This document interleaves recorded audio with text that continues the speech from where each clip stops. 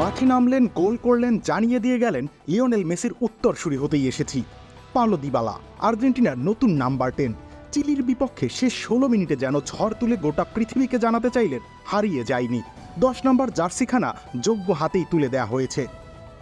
আক্রমণ করেছেন, গোলও করেছেন, কিন্তু আর্জেন্টিনার সমর্থকদের সব থেকে নিশ্চিন্ত করেছেন বোধহয় বাঁ পায়ের কারিগরিতে। দিবালার ক্যারিয়ারের শুরু থেকেই তুলনা ছিল স্বয়ং লিওনেল মেসির সঙ্গে। বাঁ পায়ে খেলেন, লিওনেল মেসির মতোই মোহনীয় জাদু দেখান, তিনিই তো আর্জেন্টিনার ভবিষ্যৎ হবেন। পালেরমো হয়ে জুভেন্টাস, জুভেন্টাস থেকে রোমা, যেখানেই গিয়েছেন সাফল্য ধরা দিয়েছে। ভক্তরা আদর করে নাম দিয়েছে লা জোয়া, যার সরাসরি বাংলা অর্থ দাঁড়ায় রত্ন। আর্জেন্টিনার রত্ন, আর্জেন্টিনার ভবিষ্যৎ। সীমাহীন চাপের কারণেই কিনা কে জানে আর্জেন্টিনা দলে থিতু হওয়া হয়নি দিবালার।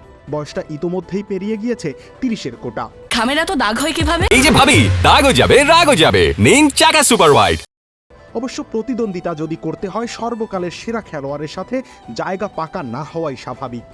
মেসির জায়গায় ভিন্ন কোনো খেলোয়াড়কে খেলানোর দুঃসাহস করবেন কোন কোচ? গত ট্রান্সফার উইন্ডোতেই দিবালার জন্য সৌদি লিগের অফার ছিল, নিশ্চিত ছিল কারি টাকা। বিনিময়ে হয়তো হারিয়ে যেতে হতো জাতীয় দলের রাডার থেকে। দিবালা ফুটবলকে বেছে নিলেন। এখনও যে প্রমাণ করার বাকি অনেক কিছুই। প্রমাণের সুযোগটা এবার চলেই এলো। ডি মারিয়া আন্তর্জাতিক ফুটবলকে বিদায় জানিয়েছেন। লিওনেল মেসিও দলে নেই চোটের কারণে। আর্জেন্টিনার ফুটবল ফেডারেশন ভরসা করেছে দিবালার উপরে। তার হাতেই তুলে দেওয়া হয়েছে গর্বের, সম্মানের আরাধ্য 10 নম্বর জার্সি। প্রথম ম্যাচে প্রতিদান দিতে ভুল করলেন না লা জোয়া। ৭৯ মিনিটে লাউতারো মার্টিনেজের বদলি হিসেবে মাঠে নেমেই ম্যারে ম্যাচে প্রাণ ফিরিয়েছেন। খেলেছেন, খেলিয়েছেন, বাঁ পায়ের জাদুতে মুগ্ধ করেছেন সমর্থকদের।